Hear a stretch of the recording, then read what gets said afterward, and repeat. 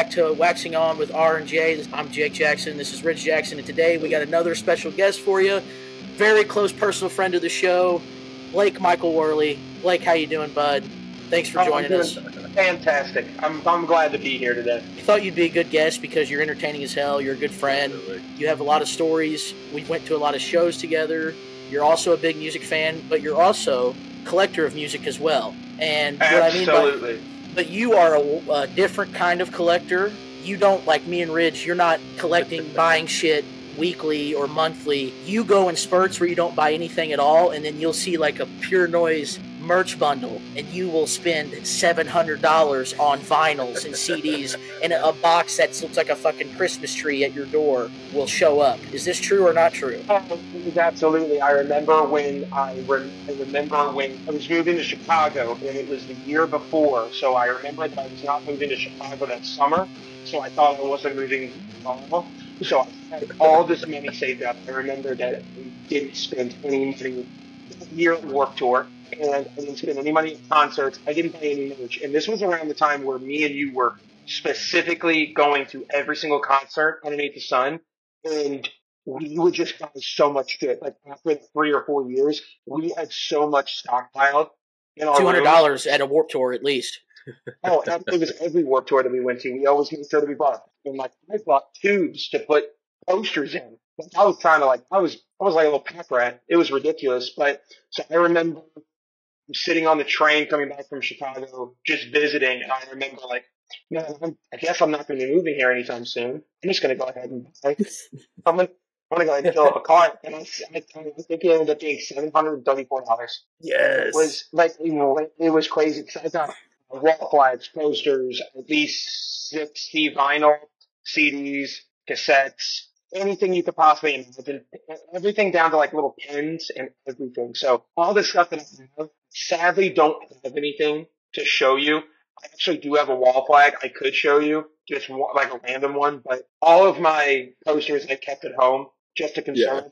So I've never had really an opportunity to hang anything up because, for one, I'm lazy, and two, I just never really had a chance. I was going over it sometimes. I'm like, dude, this was a part of my life forever. It was crazy. Our lives for 3 years, Jake, was we were a part of a scene, and we didn't know it until years after, and we stopped. You're still going, but I'm still trying to get back into it again. So right. Yeah, it was a while. There was definitely a period where you moved to Chicago and Colorado and all the fucking different places you've lived because you could write a book about your life and people would buy it. Yeah, I was going to shows and COVID, not to get into that discussion, but that was one of the worst parts about COVID was not being able to go to shows. I didn't go to a show for over almost 2 years. The last show that I went to before COVID, you were still in Chicago, was Riff Raff at Pops. Right before COVID, right before the lockdown. See, man, I kind of liked it because they did the the COVID shows where you could buy a ticket and sit at home with a pack of beer. I watched Gate Creeper in my living room. It was awesome. But I'm an introvert. I never really got into the live shows. I didn't really get into the live shows because we were so immersed in the fact of just going to different venues, and we were doing to that point where we went to almost every single venue in St. Louis. And that's actually one of the things that I was really happy that me and you got to go to venues that don't exist anymore. The Firebird was amazing. Yes. The Ready Room was amazing. We've seen a lot of really good things. We've seen a lot of really good acts, a lot of really good bands. I played at the Ready Room. Yeah, and the Ready Room, it was a great venue. And what's awesome, too, is that part of the merch thing, the best part about me going to concerts was that I would always try to get the tour banner that they hung at the venue, and I snagged at least 15 of them. So I have about 6 of them hanging up in my room right now, and they're all from the Duck Room in Blueberry Hill. That's still a venue that's really awesome to this day. The Ready Room's on there, the Firebird's on there. Oh, love the Firebird. Fubar. Dude, yep, Fubar is one of them where Fubar... Dude, I miss Fubar, honestly. I miss Fubar. Yeah, I'll take old Fubar over Red Flag any day. I like Red Flag, but I've seen so many great shows. We saw Turnstile in front of 200 people at a Fubar. Yes, and that was the one I was going to bring up because they were co-headlining, or were they? They were opening for Touche Amore. I'm yes, pretty they sure. were opening for Tuesday or More because we saw them, and it's like, dude, Turnstile brought the house down. And Tuesday or More was phenomenal. Like, it was crazy to see that. I saw Belmont there. We saw Hall and Oates in front of 50 people. Oh, buddy, they played wasn't there like a smaller stage at Fubar? Yeah, they had the main stage, and then on the bar side, or there's like a little bar on the other side, like where when you would walk in to go and get your ticket scanned and stuff. If you went to the left, there was a little tiny room about the size of maybe the sinkhole, or so. And it was just like a big long bar, a couple bathrooms at the end, and I don't even know if there was a stage. It may have just been the floor. I can't. We saw one of the biggest metalcore bands. You've heard of Bad Omens? No, Bad Omens, like the one that just did that song with Poppy. That's pretty good. They're huge. Like the Madden Brothers have them signed to their management company, and we saw them in front of like 50 people. And we were like, dude, this band's going to be huge. Yeah. And lo and behold, like 5 years later, they're fucking everywhere. And they're like headlining Point Fest this year and like everything. Yeah. So we've seen a lot of cool shit. I think Fubar for sure is one of those venues that we have seen some of the best acts, I think, that me and Jake personally have liked. Like, one of our favorite tours that we've seen there was obviously Seaway and Trophy Ice Tour, where they're touring with Can't Swim, Microwave, and then Hot Mulligan, which Hot Mulligan now is one of the biggest bands that's in this scene still. And to see them be one of the lower tier, like not lower tier, but like at the time they were lower tier, first. Opening up for those. They went on first. Band. Yeah. And that's the greatest show I've ever been to. That's the greatest show I've ever been to. I think. And then I saw Movements there at a sold out show, and that was on the smaller venue side. And then I saw Turnover on the bigger stage by myself. I seen Stars, Trunk No Captain Chunk. I went there and okay, so this was like back when I was dating this one girl, and there was a decision I had to make. Okay, so I was dating this girl, and it was either I'd go to Fubar and go see We the Kings 10-year anniversary tour, or I'd go to the Duck Room with a bunch of buddies that we know and we're friends with, and we were going to go see the Minzingers and Microwave. There you go. I decided to take this girl to We the Kings instead. There was no hate towards We the Kings. The problem is that they have the one song. It's Check Yes Juliet. Check Yes Juliet. And that's the one song. And I'm sitting here in the back of the bar, not drinking, sitting here with a girl that, honest to God, at that time, I was like, do I like her enough to really be standing here? And I see all these videos of all these buddies that I know that are drunk as hell on the stage, mind you, literally having a blast at the Duck Room to the Minzingers. And it upsetted me to my core. I did not see that show because the Minzingers is a show that I actually got to see a couple months ago. I went to the pageant by myself. I saw them, and I saw Microwave again. They toured again. Microwave is killing it. That is a band that is, I guess, relatively new in the scene too. But again, I feel like they did not get their stardom because of COVID, and they put on a hell of a show. And the Minzingers are getting old. Oh, Michael's great live, and the Minzingers are getting old. The Minzingers they've been a band for over 15 years or close to it 15 years at this point. They're probably like my age now. Yes, and no, this is not a stab at you, Ridge, but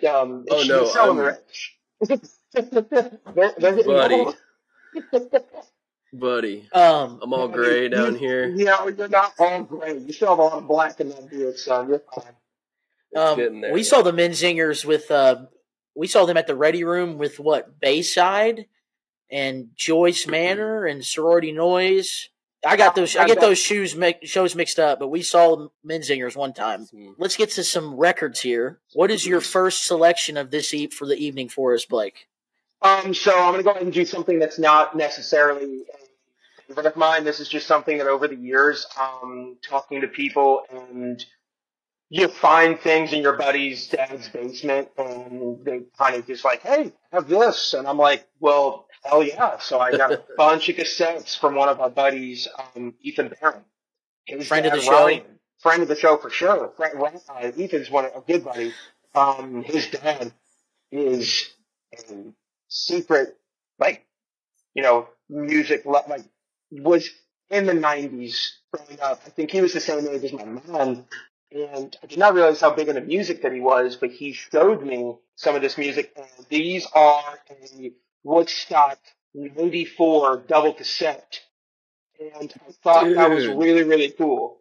And they're in phenomenal condition. I mean, like, they have, it's Green Day, Blind Melon. Nine Inch Nails, right? 9 Inch Nails, Salt and Pepper, Aerosmith, Metallica. Did I say Red Hot Chili Peppers? I don't think so. Maybe. Anyways, they're on there. And like Collective Soul, Primus, like this was at a time where music festivals were just this, and then I'm assuming Lollapalooza came out in the 90s. So this is right around that time, around that time. So I was a big fan of the Woodstock 99 documentary, and it made me start thinking about that. So I pulled these out just because, like, it's kind of a piece of history. Like, there's never going to be another Woodstock like any of these or one ever again. So I thought those would be a really cool share. Yeah, that Woodstock 94 has one of my favorite live performances. It's where 9 Inch Nails they have mud all over them while they're playing. Mm-hmm. Yeah, that was absolutely. They mentioned it in the documentary. That actually made no money because it was kind of like Woodstock '69. So when they brought it back, they were wanting to make a profit, obviously. And what happened was with that, there was this massive storm, and it was just a catastrophe. It's nothing like '99. Like, it was to a point where, like, people were kind of just like walking in. No one was buying a ticket. It was still very freeform. So this is right before they got too capitalistic, I guess, to a point where they're, thinking about just money. But this one was just kind of a cool little find that I've kept for a while. The next one I really want to talk about is this single album that I have by The Story So Far. This is the Out of It single that they released. This one was released almost like a year before they released the album in its entirety. So this one is really awesome because they have a limited edition of these. I swear up and down, this is something that I talked to you about, and I talked to some other guys. But if you listen to this song as the single, I swear to God, it's a different version than the one that they put on the album. And this is one of my favorite bands, and when they released this is actually around the time that I bought $700 worth of merch. Is when I first played the single, and I was like, "Oh shit, I gotta get back into this." And I started getting into it, and I'm like, "Dude, this is just a phenomenal band." Their song, the way they write songs, they know how to be catchy. They know how to write. Parker Cannon is just, but with grit too. They have a lot of grit, and it's so good, and it's so much fun. No pressures on the mind because Parker's no pressures. Full swing right now, in which we hate. Barrett, Ridge, myself, and you included, we all love No Pressure. We fully endorse No Pressure here. That is a band that, when they come through, we're all no choice. My big ass is stage diving. Oh, dude, I'm stage diving. Spin kicking. Rage is going to get in there. He's going to start throwing them big old legs of his around. It's going to be nice. He's going to pick up pennies. Picking up pennies. Yeah, pick up pennies. Do a little grave digging after that. So grave digging. All right, so I'll go to my first pick. This is one I actually missed out on in 2023. It came out in November, but it is also all my picks are going to be metal related, death metal adjacent, or black metal. Black metal. Blake's favorite genre. But yeah, you're going to love all this stuff. But no, it's like, this is really beautiful music. This is especially. But my first pick, I got this in a few weeks ago. Found out about it from a couple like Instagram accounts, and I was like, I'll check it out. This seems really cool. Listened to it, and it freaking blew me away. But this is Valdrin, Thrones of the Lunar Soul. Fourth full length by them, released in November on Blood Harvest Records. Beautiful, like, artwork. Like, it's this cool, like, sci-fi, fantasy, whatever lore kind of stuff. And they're from Cincinnati, Ohio. And it's basically just, like, melodic black metal with a lot of different things working on in there. Got about 74 minutes of music on this, which is insane. It seems like you would get really bored with it or lose like, your attention would go away. No, it doesn't. Well, especially for me, like, it's just like this journey that is absolutely insane. Like, it's just, you got like feel like this like triumphant filled like sorrow, defeat, and clarity like all in there, and all this stuff. It's like epically well constructed songs. Vocals are nuts. Like the way that he can, I mean, they more so stay in the higher range, but he can move it around when he needs to, and they are like, you can hear, like you can pick out the lyrics that he's saying instead of it just being like, like you can understand what he's saying. And then you've got like thick, chunky like guitar tones, then awesome harmonies that really work well, tasteful, awesome bass lines, pounding drums, and this like symphonic like synth leads that kind of like they just like come out of nowhere or just like gently kind of like rise up. And then on one of the tracks, you got a synth solo. Come on. Can't go wrong with the synth solo. With the synth solo. Yeah, I believe it's like maybe the 7th or 8th track. I can't remember exactly, but yeah, because it's all in Roman numerals. Even though our episode's in Roman numerals, I cannot read Roman numerals. To do the episodes we're on, I go to WrestleMania Wikipedia and line up the Roman numerals to know what episode we're on. That's how I know what episode we're on. One thing that I want to find out is one of the members of Valdrin has a dungeon synth project. Bro, I need to show you some dungeon synth, Blake. It's a pretty wild genre. Oh yeah, dude. Okay. I absolutely love it. Like it is just shit that I can just have playing like while I'm doing anything, like driving, cleaning the house, doing work, whatever. I played some for Hannah and she like really liked it, and I was like, "You like this?" She's like, "Yeah, it just like makes me feel like I'm in like Lord of the Rings or something." Yeah, it definitely. It's like World of Warcraft music. Yeah, it sounds bizarre, but it is so cool. And like I want to go. Yeah, it's really good. No, I see. With the death metal deal, like, look, or black metal, it's not that I'm not a fan or I hate it, because I don't like saying that I hate certain genres of music, because obviously me and Jake obviously had our niche groups of music that we listened to, but we still kept it very broad. I've been more open and trying to catch myself not being such an elitist. I showed you some Immortal that you were like, I could get down with it. You showed me Immortal. You showed me some Immortal's other stuff. Good. I mean, I know it's a basic bitch fucking black metal, but there's a reason why Immortal's one of the biggest. Immortal has some tracks. I mean, we were into deathcore and metalcore for years, and I mean, like, that's just it's an extension of black metal and everything else. So there's a lot of the things I do appreciate about it. I mean, you have to be extremely talented as a musician to play that type of music. Sort of in black metal, but I'm not the biggest black metal fan. But I mean, there's a lot of black metal I do like, but it's not my genre or whatever. But this is just something that actually, this is very well done. It's like epic. It's epic sounding. Yeah, I mean, like if you're into more like mid '90s kind of symphonic, melodic or whatever kind of black metal, like Emperor, Dissection, a little bit of like early Demi. I can't ever pronounce that damn band. I'm not a fan of that band. But whatever. I mean, like I listened to like the first 2 albums the other day, and I was like, I can kind of see a little bit from this, a little bit of like Stormkeep and stuff, but I think they're way better than Stormkeep. I mean, it's just sad, atmospheric, powerful, awesome melodic black metal, but it's like this is their 4th album. They've been working on this like whole story, and then the 4th album actually takes you into like the world that they've been building and stuff. So it's really cool. Lyrics are a good little ride to go through. Hell yeah. Yeah, if you like Emperor Dissection, definitely check it out. They have a song that sounds a lot like a Dissection song. It's like Thorns or something, that one Dissection song. With my first pick, probably my favorite album of 2024. It's very early, but an album that I've really enjoyed. Band that Blake and I both love very much.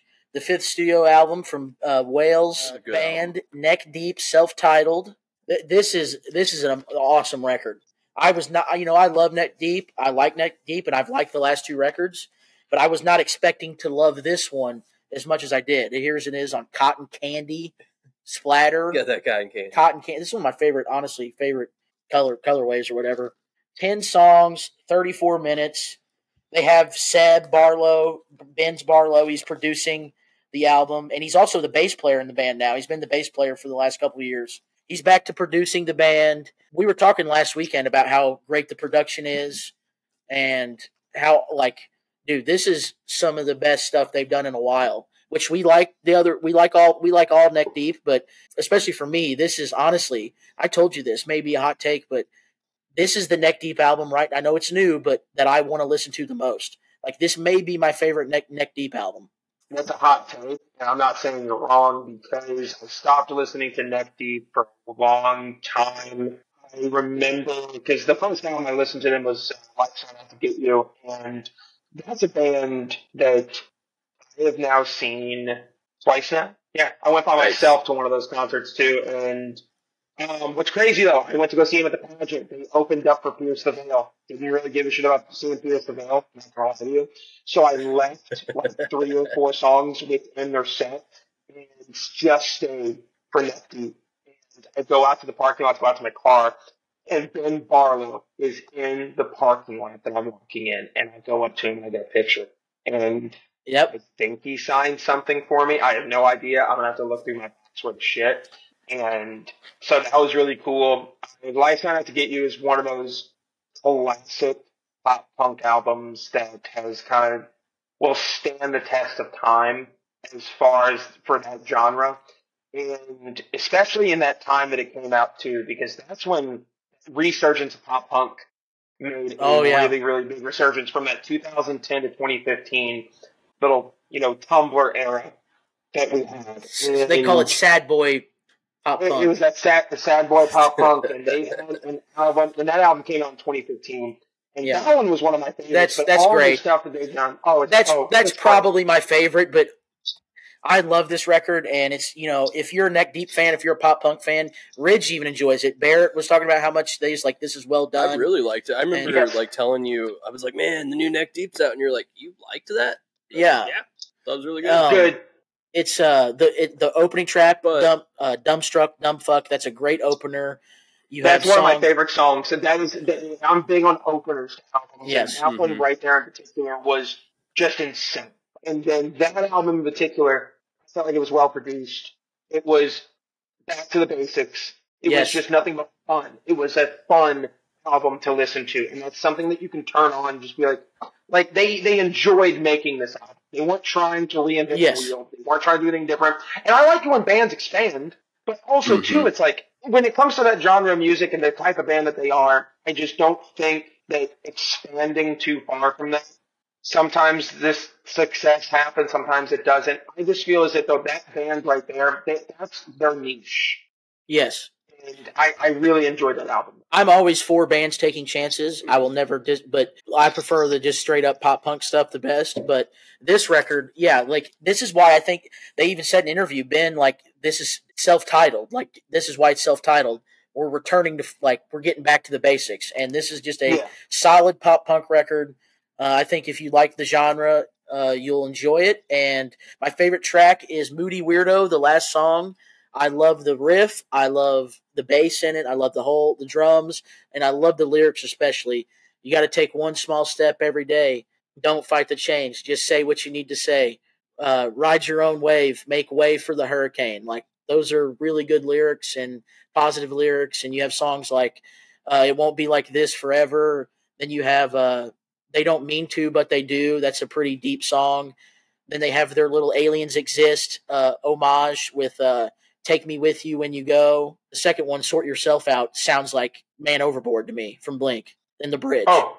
Well, if you like pop punk, in my opinion, you have to like Blink. Yeah, that's just a given at that point. For sure. Talking about a little something similar to that. You have to. You got to include them in that. They're literally, it's Green Day. The Descendants started pop punk, but they didn't our pop punk. They influenced it. Yeah. But Green Day and Blink are the quintessential pop punk bands, without a doubt. Oh, absolutely. Yeah, absolutely. I was going to say that, it's funny though, because Green Day is actually one of those bands that is the genre, and they actually don't even claim themselves to be a pop punk band. They just claim themselves to be a punk band. Well, they do come from DIY punk roots. They come from Gilman Street, that scene. But I'm a firm believer. I'm one of those people, and this is even more testament to our world. We've been saying this for years. We both love hardcore, and we both love pop punk, and those worlds are meshing more now than ever. Drain and Higher Power are opening for Neck Deep right now on their U.S. tour. Like No Yeah, I Pressure. saw that. No Pressure is a hardcore band, but they are playing melodic pop punk music. Koyo, like bands like that, are get on Hardcore Fest. Like those worlds are meshing together, and I love it. H2O. They've always put out, like, toured with Boxcar Racer back in the day. Travis plays drums live sometimes on a couple songs. Like, I love those worlds coming together. So Billy, there's nothing wrong with being pop punk, in my opinion, and it is no, punk not rock. at all. It's just it is punk the rock. Ramones are pop punk, but Oh, absolutely. I digress. When you start having like a pop element or using like anything that has to do with like hooks or anything to do with like melodies and everything like that. Not saying that punk rock doesn't have hooks and melodies, but when you get to that point where you're making music, like when you listen to Dookie, like that's just such a radio friendly pop influenced album. They just put their roots inside it. It's no different than what Blink did.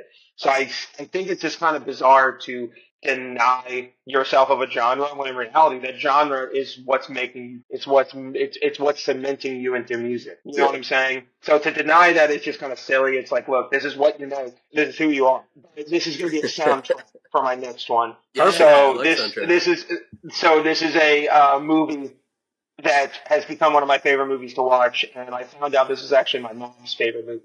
So this was really, really cool. So this is Urban Cowboy. Fuck yeah. Nice. And I got this for Christmas this year from Derek's girlfriend.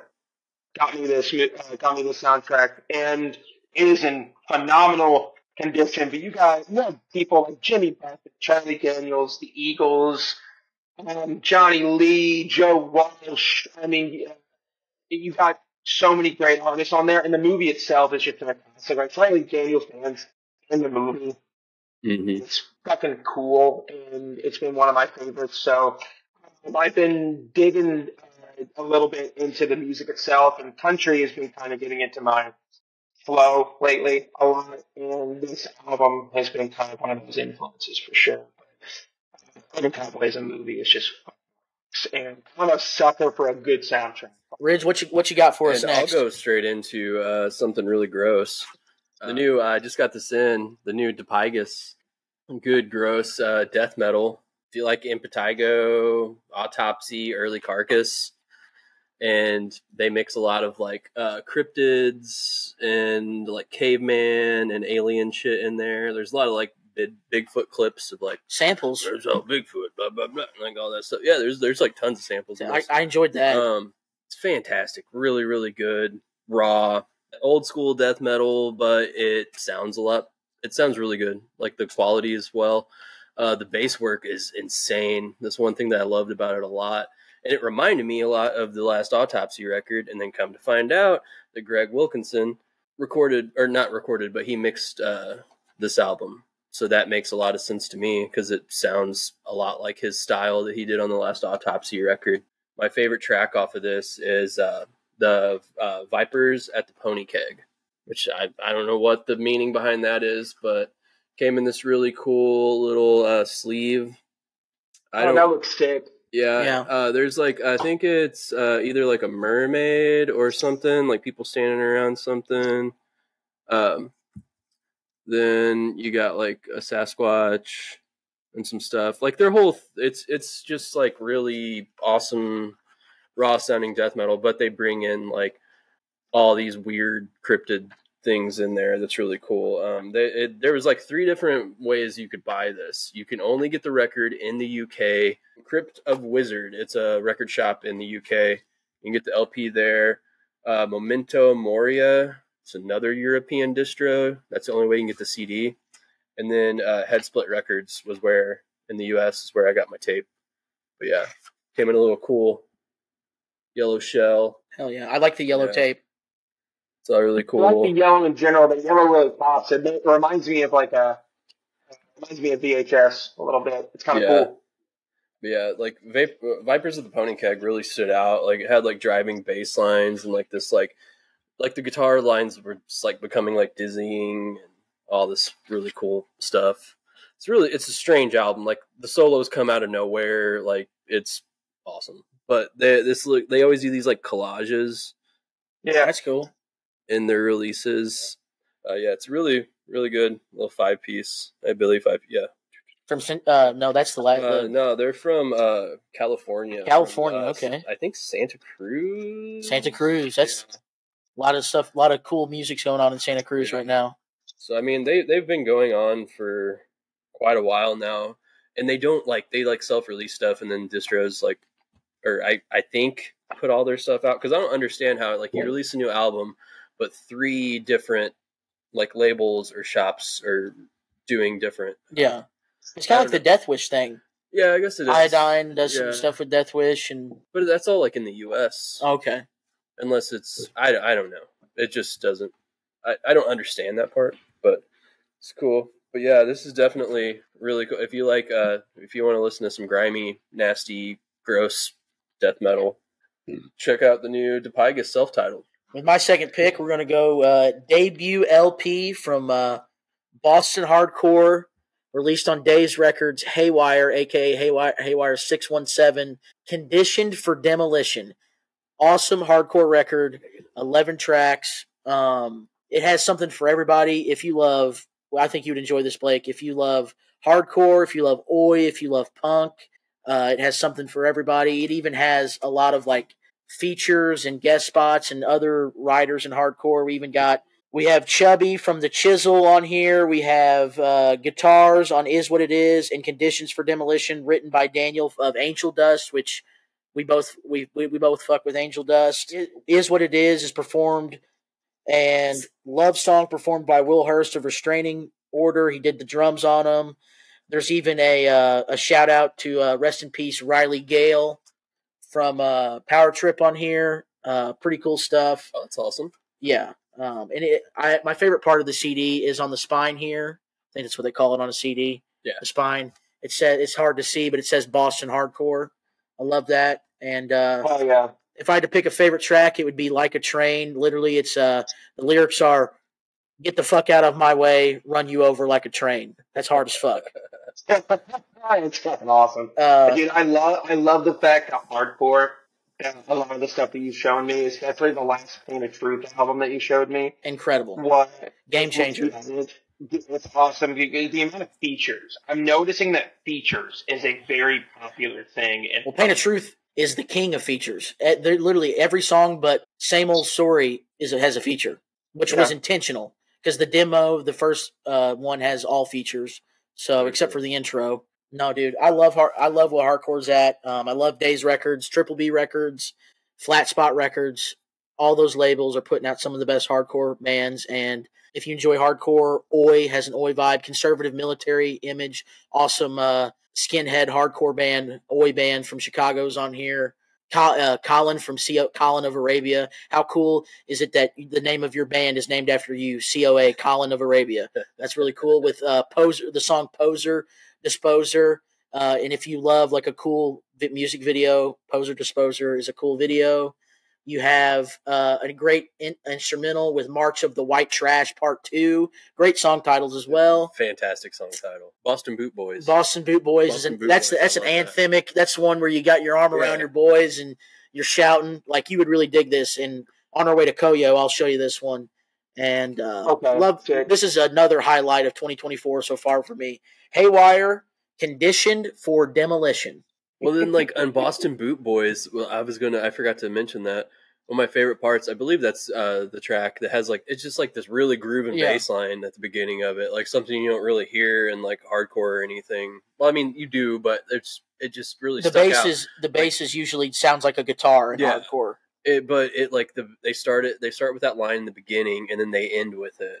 Yeah. And I loved it. And grew well. One more thing. There's a song, Get to Steppin', track 10, where before the bass line and the riff kicks in, there's a guy humming it going, and I thought that was really cool, really funny. So, Haywire, Conditioned for Demolition. Check it out on Days Records. It's one of the best labels out. I don't know if I showed you this band, and that's how you got into it. I know it was a band I told you for a long time to get into. I didn't know if it was on your radar or not, but I couldn't not show. Oh, there we go.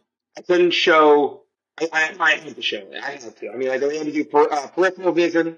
It's a band that has expanded their sound. And this is the one that definitely is their most popular. But the album art is incredible. The songs, the list, what they've done and how they write music, it was so much different from their first project, or I guess their first LP, which was Magnolia. And Magnolia was released in 2013.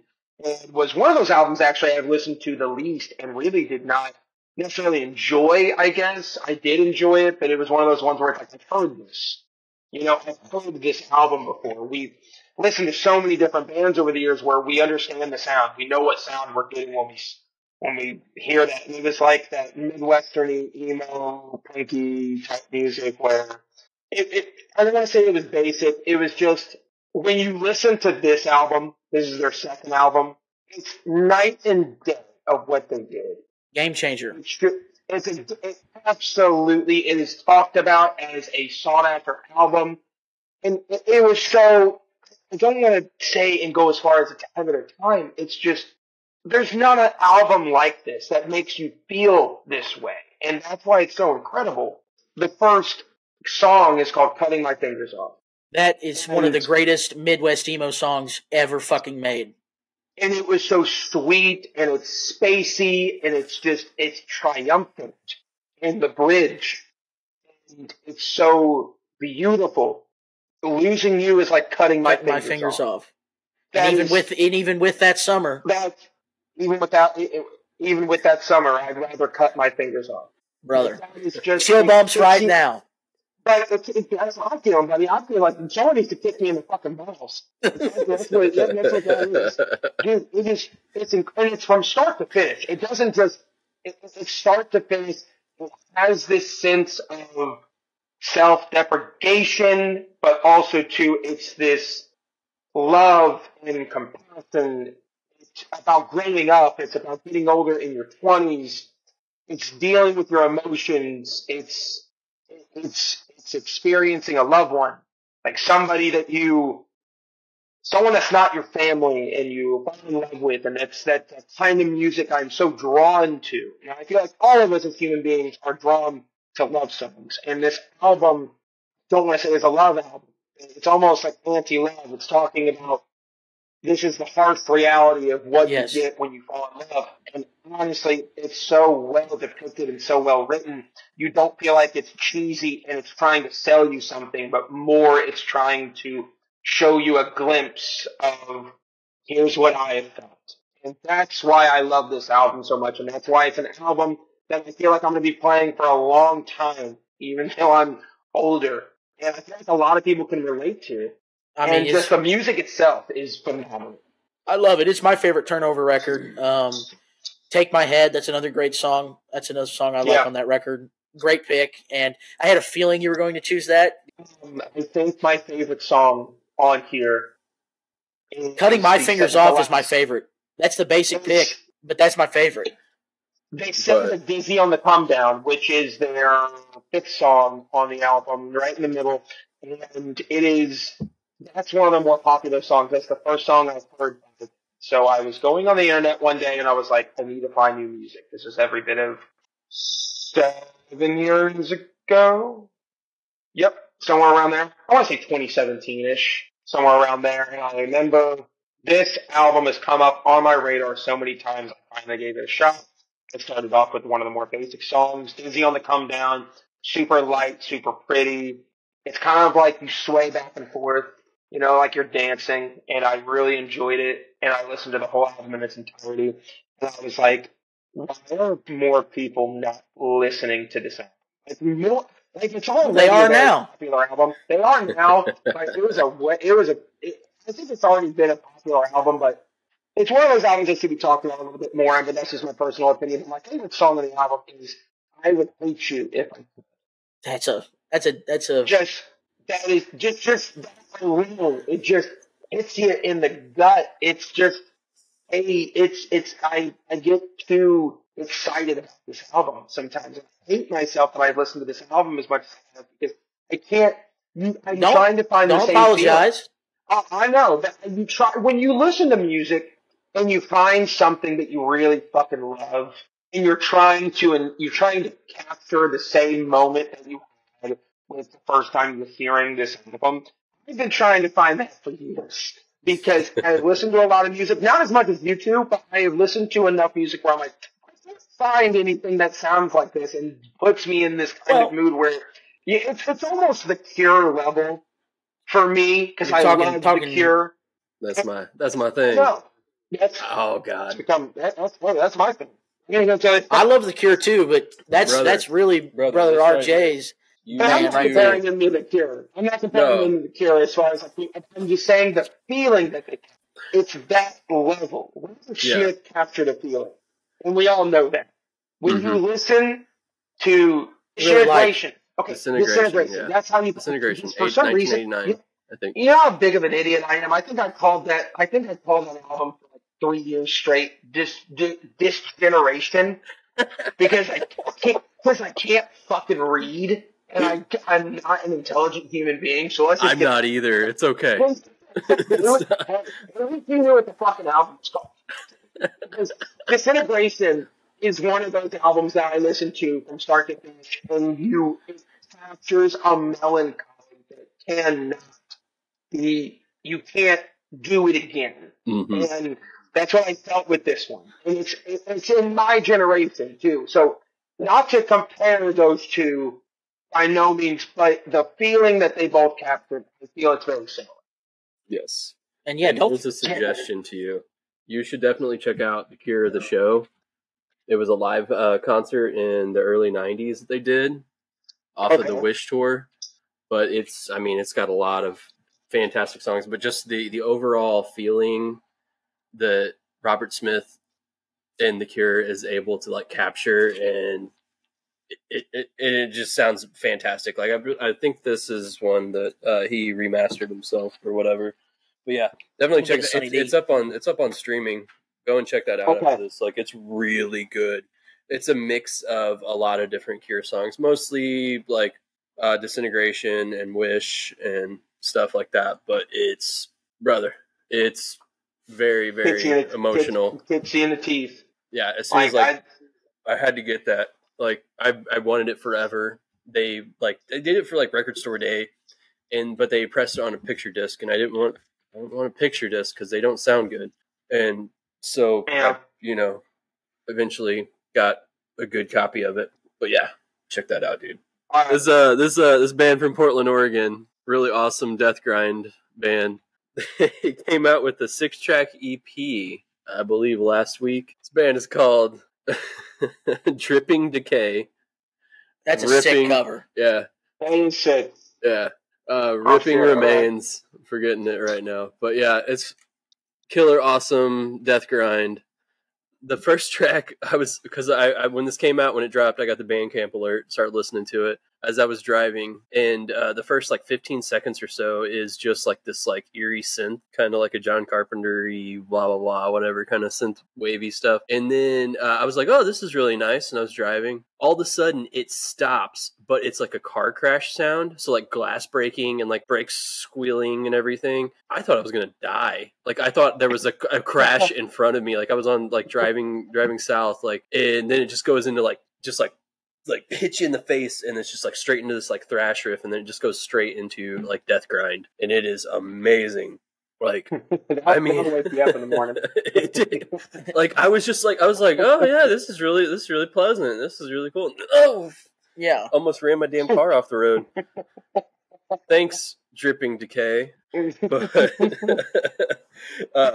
really, really good. Warm Ridden Piety was their lead single off of this. It's basically, I mean, they finished this album, which is Festering Grotescuaries. This was released in 2023. I was late to the game on this one. It was really good. But apparently, like, they recorded this, and then they had a bunch of ideas, put them all together, and then decided to throw out the EP really quick.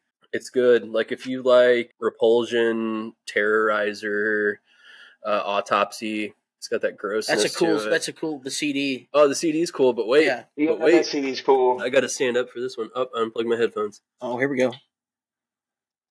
Holy fuck. Oh, Jesus. I can't hear you right now. Hold on. Ridge unplugged his headphones while doing that. Yeah. Oh, Jesus Christ. We usually don't do headphones here Yeah, this is our second guest. Yeah. Like, unless we're doing a collab with Barrett. Yeah, at the waxing. You should feel special, son. We usually don't do mini headphones, but yeah, artwork is killer. I love it. Like, just all dead things, like skulls stuff.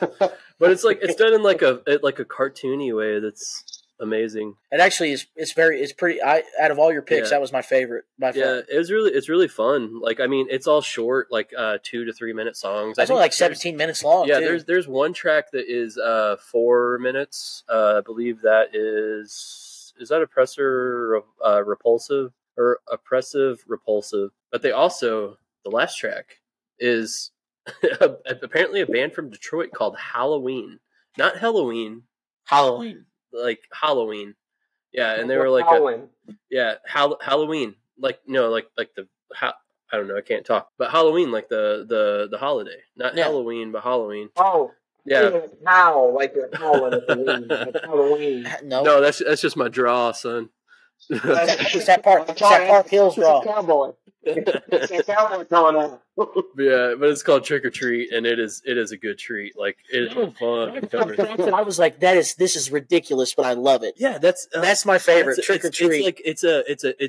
Blake, you would like Trick or Treat. It's just a heavy metal band from Detroit. I believe early '90s, late '80s, maybe. But yeah, from just not. I don't know if they really did much, but this is my first introduction to them. That song was really fun. But yeah.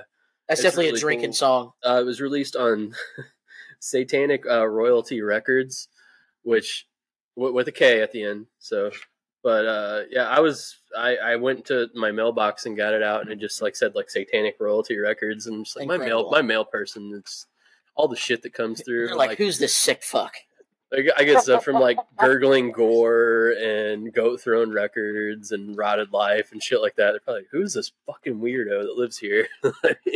Definitely, this they're putting their foot in the door of what they're getting ready to do. This release had a little bit more Doom and stuff to it. This is just straight fast death grind, and I think this was a good bridge to the next album. So yeah, definitely check that out. Satanic Royalty. I got a little Dead Body because I've listened to Death Grind. That's my the Young Brothers. Yeah, the Dead Body vibes a little bit. A little bit of that. Yeah.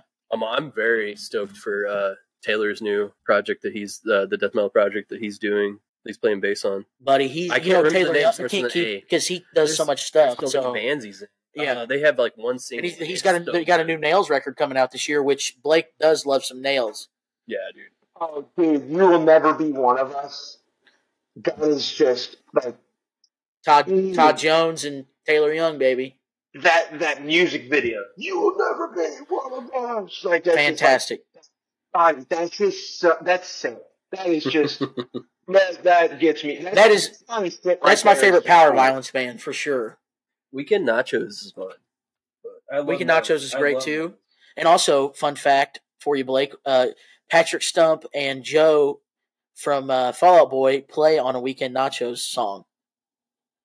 They do some vocals and guitar, I believe. They're credited. Remember that Fall Out Boy album that they released? That was more of a hardcore album they released. Six pack American as the tennis player breaking the racket. Yeah, well, they come from the hardcore power violence, Chicago hardcore power violence DIY scene. Yeah, they did Fall Out Boy as this is our band that we do for fun. It ended up being a fucking career because they were all, Andy was in Race Trader and Vegan Reich and Armia Angulus or whatever. Pete was the lead singer. I've showed you Pete's metalcore vocals, which is pretty wild.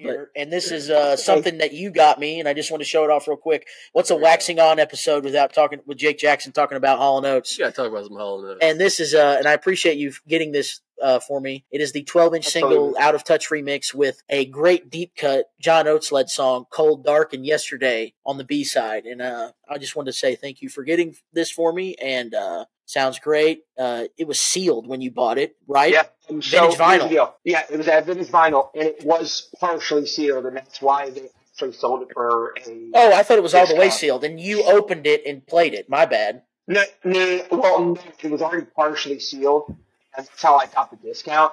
I went ahead and opened it just a little bit more, just so I could play it and test it to make sure it was still good. But I have the exact same copy. Yes, he does. Years, and I've wanted it. Yeah, for years you've wanted it, and I was like, as soon as I saw that, I'm like, I have to get this because he's gonna shoot his bridges. Like, he needs this album. So I'm super happy I was able to find it for you. This is from the Big Bam Boom album. I'm trying to get all the 12-inch singles for it. I have the Possession Obsession, and you know how I feel about Possession Obsession. I have the 12-inch single for that. Shout out to John Oates again. Now I need the Method of Modern Love 12-inch single, and the I don't know if they did, because they only had 4 singles. I don't know if they did for Some Things Are Better Left Unsaid. But, you know, with Hall and Oates, I'm trying to get every little thing, you know, because Hall and Oates is my favorite. That's number 1 for me. So just want to show that off. I appreciate you getting that for me. So I just got the one. We're just going to keep it short. Okay. So this one's a 12-inch. This one was in the plastic wrap still. This one's pretty fucking cool. And it is the Dirty Diana single. That's one of my favorites that you have. It's one of my favorites. It's in the plastic wrap. Nice. It is fucking cool. It is clean. It's fucking awesome. And it's very, very, very good condition. And the record itself I pulled out today and played for the first time. And it sounds awesome and it looks beautiful. And it is, that's one of my favorite artists of all time. I think that's one of the first. That's one of our favorite artists of all time. And that's one of one of the first artists I think I've ever listened to as a kid. And I feel like that's a lot for a lot of kids when they grow up and start listening to music. Is that you start off with Michael Jackson, something. Mm-hmm. It's from my favorite Michael Jackson album. You like Bad more than Thriller? Hold on. Like, Thriller, No Doubt in My Mind is one of the best albums ever made. And it's the number 1 sold, most singular album ever sold. I think objectively it's the greatest album ever made. Yes, and I can agree to that. The thing is with Michael Jackson is that it's such a fucking cool album. Oh, Bad's great too. Bad goes from, like, I'm in my R&B, pop and soul 83, then you go to 87, and I'm in that new wave of, like, rock is super duper popular, and he made his version of a rock album, and it's super harsh and fun, and has a lot of really, like, Bad itself is amazing. The song Dirty Diana just fucking rips. Librarian Girl. Smooth Criminal. I mean, it's also great. The way you make me feel. Man in the Mirror. Man in the Mirror, son. That's a great song. But that's me and John Bader. That's one of me and John Bader's jams when we're drinking. Put on the Man in the Mirror video. Man in the Mirror. Oh my God. I love and obviously too. I mean, it's not on.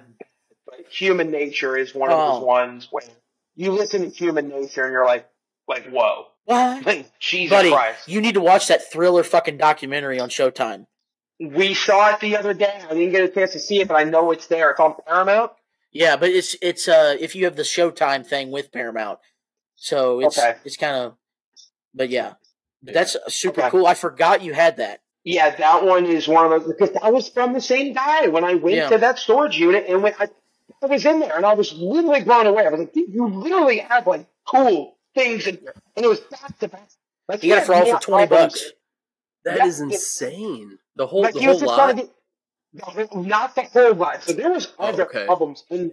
So I got put 60 out of it. Like I had a stack like all the way to my chin. I was just like, how much? And he goes, 20. I don't know. So $20. I'm just trying to get rid of all this shit. And I go, for real? Like, I'm not saying like it's gonna take him time, and he doesn't give it to. It's probably a storage unit that wasn't even. And he was just like, look, I inherited all this shit. I want to get rid of it.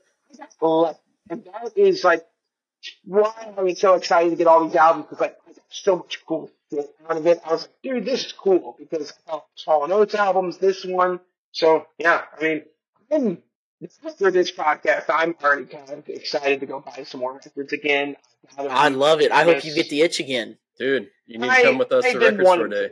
Dude, we're gonna do. Hey, actually, we're gonna do like a waxing ATI thing for Record Store Day in April, and it would be fucking hilarious if you joined us for it. Yeah, dude. 420, April 20th. It's on 420, brother. Yeah. Location, we're still figuring that out, but we got some ideas. Yeah, we got some ideas brewing. I mean, like, how hardcore are you guys going to go? How many records are we thinking of? Well, Record Store Day this year, Jake spent $300. Well, that was Record Store Day Black Friday. Black Friday Record Store Day. Yeah, because Jake had to buy the Empire Angels and Airwaves $100 record. But dude, you would do the same. Empire's like, that's one of our records, brother. Like I was digging. And Liz put it out for me. I was digging through, and then I seen it, and I was just like, oh yeah, Jake would love this. And it was supposed to be what, like half off or something. I don't know. I'm not saying the guy didn't. I'm not calling him out. We're not gonna say where. We're not gonna all that stuff. But it was supposed to be discounted. But I'm not saying it wasn't. But I spent $305, and I didn't think I was going to, but I did buy a lot of shit. It was priced at $100, wasn't it? It was the Empire. You realize how rare the Empire vinyl is. They've only pressed it like one time, and it was like 1,500 copies. Well, and Tom's probably not. Angels and Airwaves probably ain't going to tour for a while. Yeah. Blink's back, baby. And that's what kind of sucks now, because I've been away from buying records for this long. Is that I didn't jump on the Dogs Eating Dogs. I didn't jump on the Boxcar Racer all those years that they were doing it, and it upsets me. Boxcar Racer just put out a repress this week or last week. So, then there we fucking go. I guess I'm spending more goddamn. Tom and Travis posted about it. Yeah. Dude, I already ate gramophone today. Yeah. And you would love gramophone. We went with shops. Mm. Oh God, I've been bless America. Oh, you have? Okay. Just good sandwich. God. But we appreciate you joining us, and also with your collection, you gave me a Billy Idol Flesh for Fantasy 12-inch single, which is one of my favorite things I have. Because I still am, but remember I had a Billy Idol phase, brother. Generation X. You did. And Billy Idol phase. I remember that. Every picture I would do the. Oh, absolutely. You get the little lip in there. Yeah. Because, Billy Idol, punk rocker, love Billy Idol, and that was really cool. You gave me that. We hope this episode sparks the collecting bug back in you. I know that you've moved a lot and lived in a fucking van for a year, so you couldn't really buy anything and store it, because heat and winter is not good for records. We hope this, and you can budget shop and find some stuff that you need, like the Neck Deep record. It's fair, it's reasonably affordable, and the Blink record, and there's a lot of shit you need that I know that you need for your collection. Let's hope that the CD craze brings down the record prices. I'm hoping eventually. Dude, CD prices are going up because vinyl is such in. CD prices are now going up. Interesting. I messaged you the other day about, I was just like, oh man, I really want to get this record, but I need to save some money, so I'll buy the CD. The CD was I think $3 less than the record. That's ridiculous. Yeah. Most of the time, CDs are like $10. No, not anymore. No. It's like the cheap. Really? What's the cheap end? Unless you're buying the underground stuff, like the cheap end is like $15 or something now. Pure Noise and Days Records and Triple B and stuff are still pretty. But that's still a little underground independent labels. You can still buy those, but you go to a Blink CD, and I'm not shitting on them, but a Blink CD is like $16 or whatever. It's like fuck. And then you got to do shipping, and it's the Blink CD was a digipack, and I'm like, I'm not gonna get a digipack of a Blink 182 album, and Blink 182 I have to have it on vinyl. So it's the card. Did you pre-order their new album? Yes, I got the Amazon exclusive because all the variants sold the fuck out except for that one. So I just have black vinyl of the new one, but I'm cool with that. That's something. I mean, that's cool. I mean, they're going to re-release that a little bit more. They still, because I was looking at their merch store, they still have the black vinyl on their website, I believe. And Blake, we appreciate you for being on. This has been an incredible episode. Thank you. You're one of my favorite people. You were so positive and fun person. Well, thank you. Thank you for being a part of the show, man. You are my best friend, and I love you. And thanks for being on. And we would love to have you on again. March 7th, me, Blake, and Jared Cook, friend of the show, and maybe Ridge, if he can, if he can, we'll be going to Springfield to see Long Island Hardcore's very own Koyo with Life's Question, which was a phenomenal band we saw live a couple months ago. One Step Closer, and Anxious. So like and subscribe to the ATI Podcast YouTube channel. You can find all of our videos there, on-demand episodes of their podcast, and at Oz End for all of your D&D stuff and cool things. Follow us on Waxing RJ at Instagram, Waxing On with R&J on Facebook. We have a Facebook now. If you want to plug yourself, Blake, you can plug yourself. Yes. Of anything you got going on. I mean, brother, I don't think you guys want me to start plugging myself. It's not a sight to see. I mean, I don't know what kind of plug you're talking about. I mean, we all want to see it. I think you can make a fine dollar online doing. What's your Instagram? Bert's Bees Please 1? Bert's Bees Please 1. I'm pretty sure it's without the E, wherever the fuck you spell it. And Goofy Movie is your picture? Yes, absolutely. It's Max's power line, and it's kind of cool. Thanks for tuning in. Waxing On with RJ, Blake Worley, the loose cannon himself. Thank you. We'll see you next time.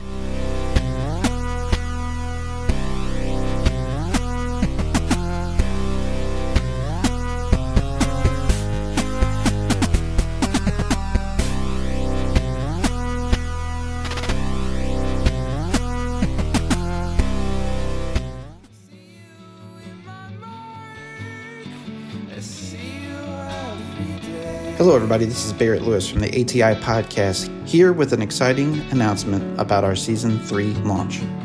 We're going to be launching Season 3 of the ATI Podcast in February of 2024. Our first guest helping us to achieve this task is going to be See You Next Tuesday. They're coming back to the program. The Grind Legends have a new album coming out this year, and we're going to sit down and discuss the new album on Good Fight Music. After that, we're going to have a rising St. Louis hardcore band, Squint, from Sunday Drive Records. Another heavy band in the St. Louis music scene, making some waves, Sawed Off, will be joining the podcast in late February as well. Rusty Leonard, Mineral Area music legend from Last Flight Home, Pennies for Allah, quarterback Tom, his own solo work, will be joining the podcast in March. Maul, Fargo, North Dakota metal band, one of the biggest rising artists in the heavy music scene right now. We're going to have Garrett, the lead singer of Maul, on the program, talking about all their amazing work and what the future has in store for Maul as well. Lastly, we're pleased to announce that we're going to have Nerver from Kansas City on the program, and we're going to be talking about all the waves that they're making in the heavy music scene. We're excited to bring you this slate of Season 3 guests to the ATI Podcast. We look forward to your all's enjoyment of our conversations with these guests. As always, please help us in bringing a spotlight to their talents. Be sure to like, subscribe, and follow our podcast, the ATI Podcast, across all social media platforms, as well as all traditional podcasting platforms. We're on Spotify, Apple Podcasts, Amazon Music, and YouTube, where you can see our video chats with every featured artist throughout the show's history.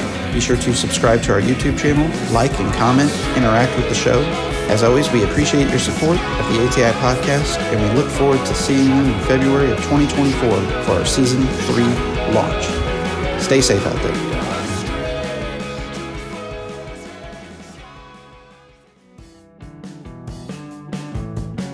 Hey there, this is Barrett from the ATI Podcast, here to talk about what we have going on the ATI Podcast Network. First, we'll start with Waxing On with R&J. The format of Waxing On with R&J is audible selections made exclusively by our hosts and brothers, Ridge Jackson and Jake Jackson. Waxing On with R&J is sure to tickle your inner eardrums with some of the most vile tones you've ever encountered, and conversely, ear candy with pop melodies, focusing on spotlighting underground and rising artists. Waxing On with R&J is another outlet of the ATI podcast community to bring awareness to many musicians' craft. Also found on the ATI Podcast Network, Nod Narb's Closet, hosted by Brandon Stewart of Edos Inn. Nod Narb's Closet is a wing of the ATI podcast programming that delves into the world of roleplay games, miniature painting, diorama making, occasional pro wrestling match watch-alongs, providing commentary with a dash of jocularity and satire, and much, much more. Of course, leading the pack is the ATI Podcast. On the ATI podcast, we episodically invite guests onto our show to spotlight their talents, whether that's musicians, filmmakers, artists, actors, businesses, even athletes. Nothing is off the table. The focus of the ATI podcast and its collective creative arms, whether that's waxing on with R&J or Nard's Closet, is to bring awareness and focus to people's talents. Be sure to follow us across all traditional podcasting platforms, and for the full experience, subscribe to our YouTube channel. Just search the ATI podcast. Stay safe out there.